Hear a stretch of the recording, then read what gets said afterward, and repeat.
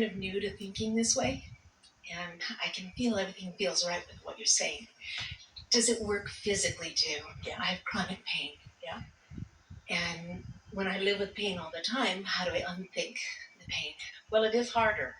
Just like with our friend, it's harder to have an occupation where she's focused continually on something that we're encouraging her not to think about for a while. And so when something's hurting in your body, it's hard not to notice it. So look at it this way. You're going to like this. So let's say that your goal is to have a whole lot more money than you have. And your logic tells you that it's not just going to fall into your bank account today. But you could, in 5 or 10 minutes of conversation, you could find the feeling or the essence of prosperity.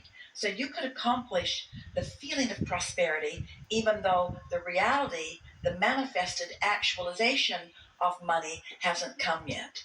Does that make sense? So you could have physical pain, which is the same thing as the absence of the money, and focus upon or find the feeling place of alignment and freedom from that pain. It's like calling pain the manifestation of something that you are changing the vibration of. We like that analogy.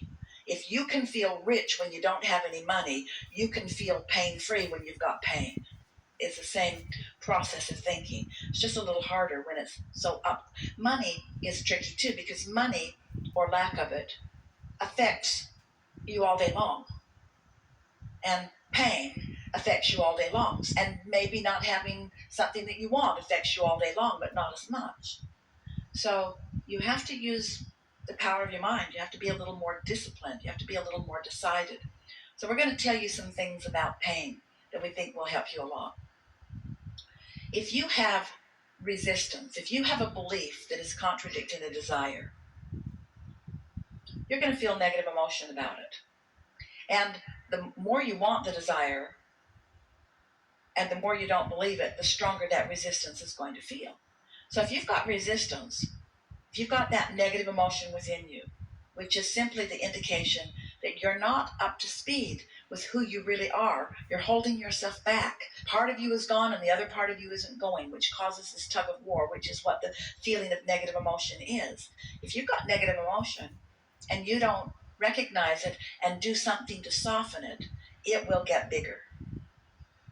It will become more and more and more and more and more. And eventually it becomes physical pain. Physical pain is just an extension of, it's an indication of resistance. But it's not very helpful to someone to say, well, your pain is because you've got resistance, get rid of it, because if you could get rid of it, you would. But it is helpful to know that you can do something about it. And the thing that is most important for you to understand, most people think that when they have physical pain, that there must be something really, really big and important that they are denying. And that is rarely the situation. What it is a whole bunch of things that you care about that you're just denying. And a lot of people are doing the same thing. You have so many beliefs that are contradicting so many desires. That's all that it is. Beliefs that contradict desires. And so now you've focused on that. When it comes up and you're actually in the moment of doing it, you'll catch yourself doing it. And then maybe, if you care about it, you can soften the thought just a little bit. Here's the other thing. Now, that was not all that helpful. Because what we just said to you is, you're doing stuff and you don't know you're doing it, and that's why you hurt. So don't do that anymore. That was completely not helpful. But it is the basis. It's important to understand that. So in that way, it has the potential of being helpful. It's just not helpful yet. But this will be helpful right away. In the same way that we're talking to you about your open circuit relative to something that you want, your body has trillions of cells that are consciousness, that are open circuits. And when the circuits in your body are open to each other and to the impulses that are coming from your central nervous system and from your thinking system, in other words, when your circuits are open, you thrive. Open circuits are what make you intend to pick up that glass of water and be able to do it. It's what makes your body respond to your thought. Those are open circuits, you see. And so even though you have more open circuits than not, all of you, you might be closing some of those circuits down through thoughts or beliefs that you have. So, in the same way that we were demonstrating that if you have a desire and a belief that matches it, then the circuit is wide open and the universe can deliver to you. You can get back what you want. It's just an open circuit. But if you want something that you don't believe, then it's like electrocuting yourself and you don't get it back and it doesn't feel good, and the result is negative emotion.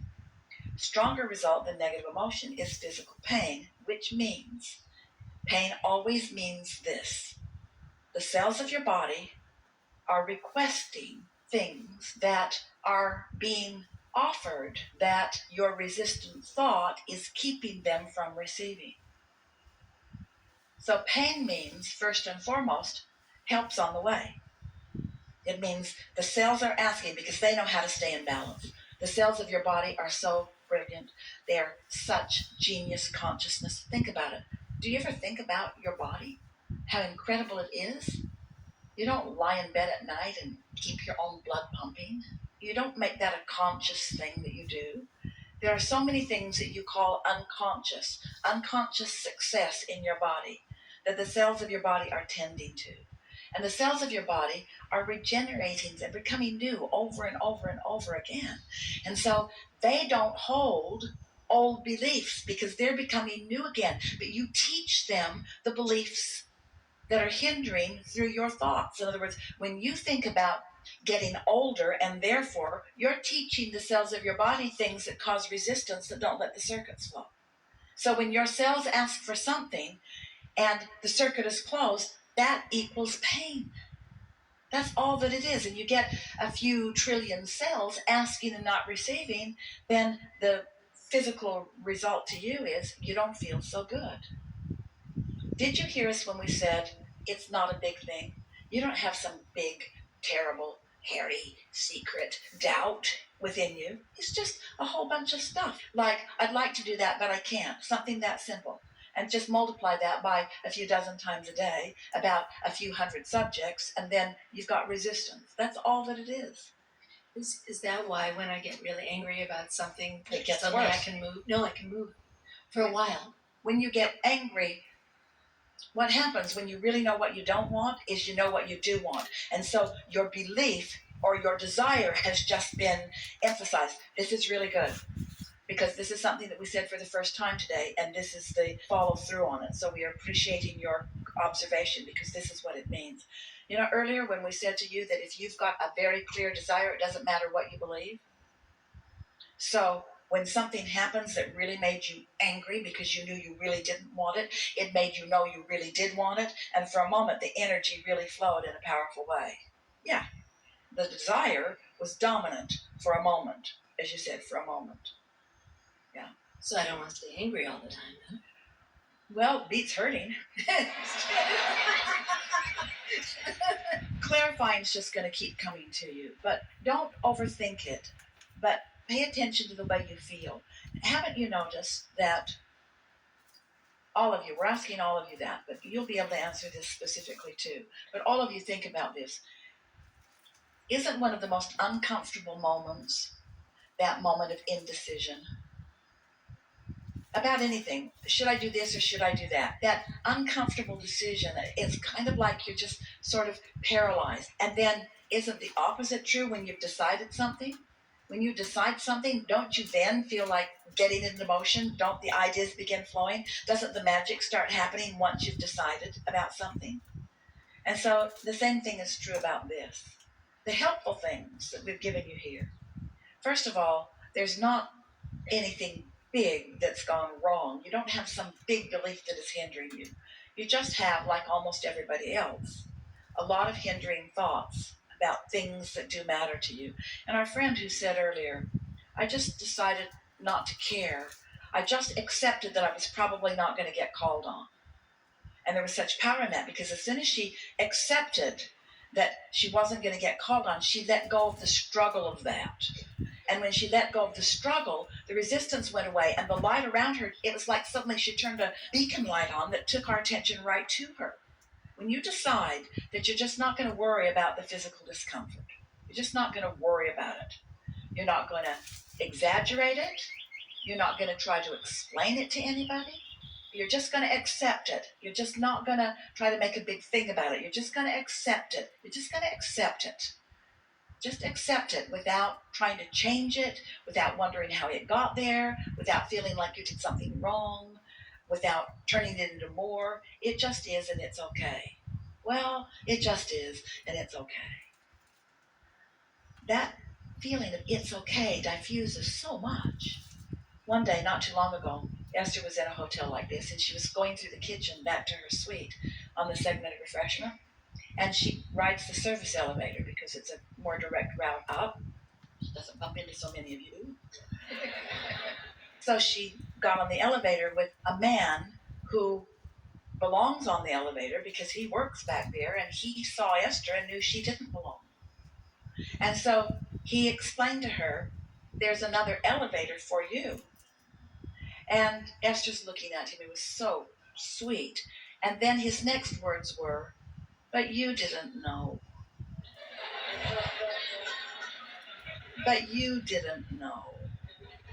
And Esther just wanted to lick his face. She just wanted to wrap him up. She felt such tenderness and such understanding from him, not wanting to make her wrong. And she thought, oh, this is the most delicious moment that I think I've ever stood in, where I'm doing something totally off limits and totally inappropriate. I could not be doing anything more wrong in this moment than being on the elevator with all the dirty clothes. But you didn't know. But you didn't know. And this is the way we want you to feel about anything that isn't going the way you want it. You didn't know that the cells of your body are communicating with each other, and you didn't know that you were blocking them with your negative thoughts. You didn't know. You just thought your negative thoughts were just negative thoughts. And you also thought that they were logical negative thoughts, and that they were understood negative thoughts, and that they were commonly thought negative thoughts. You didn't know. But now you know. Now you know. In other words, now you know. Esther explained to him, they gave me permission for this. And then she wanted to give back to him. She said, but you didn't know. Just giving everybody the benefit of the benefit of the benefit. Give yourself the benefit of the doubt. Everything's all right. And the cells of your body know that everything's all right. And the cells of your body are not letting you down. They're asking for what they need. And in that softer vibration, see that? See that? You got that? You know what that is? You feel that? That's your confirmation. That's your inner being saying to you, you didn't know, but now you know. Did you feel that on your cheek just now? Yeah. You're not having a stroke. Lots of things like that. That's you releasing enough resistance that you're allowing energy to flow where a moment ago you weren't allowing it to flow. You're going to begin feeling a lot of twitters. Yeah.